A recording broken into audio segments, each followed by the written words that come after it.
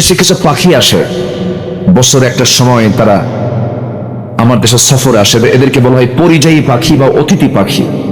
আসে না? অতিথি পাখিগুলো আসে, আমরা আবার মেরে মেরে খাই। ওরা আসে মেহমান হয়ে, আমরা জব করে খাই। ওরা আসে কেন জানেন? ওরা যে দেশের বাসিন্দা সেই দেশে এত শীত থাকে, তাপমাত্রা তো নাই, বরঞ্চ -15-20 পর্যন্ত, মানে এত তাপমাত্রা কমে আসে, নিচে নেমে আসে। সেই শীত প্রধান দেশের এই পাখিগুলো তারা যদি ওই দেশে অবস্থান করে তাহলে ব্লেড ফ্রিজ হয়ে, আইস হয়ে জমে মারা যাবে। আল্লাহ বলছেন, পাখিগুলো তোদের তো থাকার মতো, তোদের সেই ব্যবস্থাপনা নাই, তোদের তো বাঁচা দরকার। আমি তোদেরকে মাথার মধ্যে জিপিএস দিয়ে দিলাম, ওই জিপিএস ফলো করে বাংলাদেশের হাকালুকি বিল, চলন বিল, ফেনী নোয়াখালীর আশপাশ হাতিয়া সন্দ্বীপের বিভিন্ন জায়গা দিয়ে তুই 6 মাস থেকে আয়। তোর জন্য কোনো কষ্ট না হয়, আমি তোকে রাস্তা দেখায় দিলাম, হুবহু সেই রাস্তা ফলো করে চলে যা। 40,000 কিলোমিটার পথ, সাইবেরিয়ান দ্বীপপুঞ্জ থেকে, সাইপ্রাস থেকে, এত দূর থেকে ওই পাখিগুলো যে চলে আসে। পাসপোর্ট তো অবশ্যই আছে, পাসপোর্ট নেই? এক ইন্ডিয়াতে গেলে পাসপোর্ট লাগে, আমাদের দেশের বাইরে গেলে কি লাগে? পাসপোর্ট লাগে, ইমিগ্রেশন করতে হয়, আই প্রিন্ট নেয়, ফিঙ্গার প্রিন্ট নেয়, কত কি লাগে। আর ওই পাখিগুলো আসতেছে 40,000 কিলোমিটার দূর থেকে শীত থেকে বাঁচার জন্য, এবং সব ব্যবস্থাপনা করে দিলেন যিনি, তিনি কে? আসতে বলেন, তিনি কে? আল্লাহ তাআলা। দেখেন, চিন্তা, আমার আল্লাহর দয়াটা কি দেখেন। সে চলে আসলো, সে আসার পথে যেন রাস্তা যেন ভুল না হয়, আল্লাহ তাআলা এই পাখিগুলোর মধ্যে সেই জিপিএস লাগায় দিয়েছেন। আজকের বিজ্ঞান বলছে বার্ডস হেডিং, গন্তব্যে পৌঁছাতে শুধু সূর্যের অবস্থান, তারকা চিহ্ন, স্থলভাগের দৃষ্টান্তই নয়, বরং এই অতিথি পাখি, পরিযায়ী পাখির চোখের রেটিনায় মহান রব্বুল আলামিন ক্রিপ্টোক্রম নামে এক আশ্চর্য প্রোটিন দিয়েছেন, যার সাহায্যে পৃথিবীর চৌম্বক ক্ষেত্র পর্যন্ত তারা শনাক্ত করতে পারে। এই যেন আশ্চর্য এক অদৃশ্য জিপিএস। বিজ্ঞানীরা যখন পরিযায়ী পাখির বন্দি করে, কৃত্রিম ভাবে চৌম্বক ক্ষেত্রের দিক উত্তর দক্ষিণ যখন উল্টে দেয়, অবিশ্বাস্য ভাবে পাখিরাও সাথে সাথে তাদের গতিপথ পরিবর্তন করে নেয়। যেরকম সুবহানাল্লাহ। চোখের মধ্যে আল্লাহ পাক কিছু প্রোটিন দিয়ে দেন, ক্রিপ্টোক্রম নামে এক আশ্চর্য প্রোটিন তার চোখের মধ্যে দিয়ে দেন। ওই প্রোটিন গুলো শনাক্ত করে করে সে বাংলাদেশের হাকালুকি বিল খুঁজে পায়। কেউ তো সুবহানাল্লাহ বললেন না। তাহলে এই বিশাল এই ব্যবস্থাপনা কার? আসতে বলবেন না, কার? এই পাখিগুলো কিন্তু আল্লাহকে ভুলে যায় না। আমি আপনি আল্লাহকে ভুলে যাই। ভালো একটা পরিবেশ পেলে পরে আল্লাহ কি মানা, আল্লাহকে অমান্য করে ফেলি। খুলিকাল ইনসানু হালুআ ওয়া ইযা মাসসাহুশ শাররু জাযুআ ওয়া ইযা মাসসাহুল খায়রু মানুআ।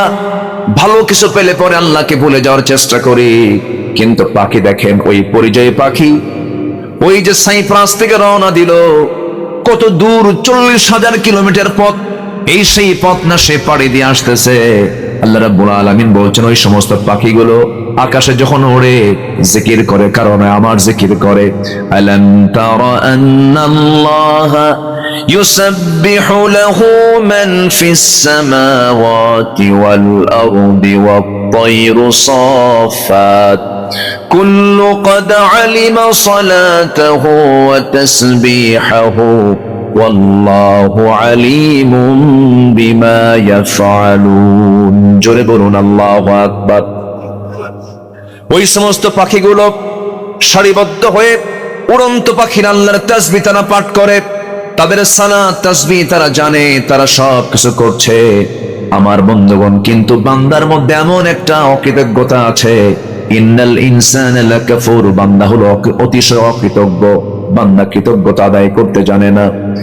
আমার বন্ধুগণ, এমন কিছু পাখি আছে আল্লাহ রাব্বুল আলামিন তাদের ভিতরে এমন কিছু মেশিন সেট করে দিয়েছেন।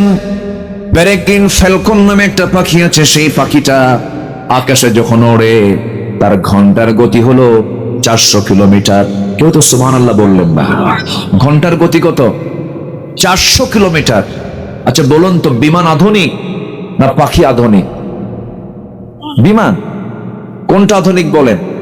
আচ্ছা, পাখির জীবনযাত্রা উন্নত না আমাদের জীবনযাত্রা উন্নত? আমরা রাস্তায় চলাফেরা করে আকাশ পথে না স্থলপথে, আর পাখি সব সময় চলাফেরা করে কোন পথে? আকাশ পথে। ওর ল্যান্ডিং এবং ফ্লাইং, ওর উড্ডয়ন এবং অবতরণ কোথায় বলেন? কোথায়? বাড়ির সামনে। বাড়ির সামনে। আর আমরা যে বিমান বানাইছি, এই বিমানে উঠতে গেলে 7 ঘন্টা যেতে হবে ওই এয়ারপোর্টে। ওই এয়ারপোর্টে উঠতে হবে, নামতে হবে, তাও আবার কত কি নিয়ম কানুন, কত সিস্টেম পদ্ধতি। আর একটা পাখি ভাল লাগে না একটু উড়ে বেড়াবো, তাও সে বিমান ইউজ করে সুন্দর করে জিকির করতে করতে আবার সে তার বাসায় ল্যান্ডিং করে বাসার মধ্যে প্রবেশ করে।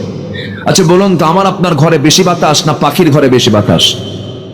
বলেন বলেন বলেন বলেন। তাহলে উন্নত ঘর কার? আমার না পাখির? লাইফ স্টাইল কার উন্নত? পাখির উন্নত। পাখি থেকে বিমান না বিমান থেকে পাখি? বলেন, পাখি থেকে বিমান না বিমান থেকে পাখি?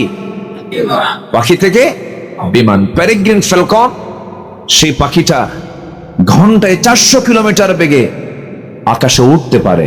কি মেশিন আল্লাহ তাআলা, কি প্রযুক্তি ওই পেরেগ্রিন ফ্যালকনের মধ্যে আল্লাহ পাক রেখে দিয়েছেন। জোরে বলুন না ভাই সুবহানাল্লাহ। আমার বন্ধুগণ, ওই পেরেগ্রিন ফ্যালকনের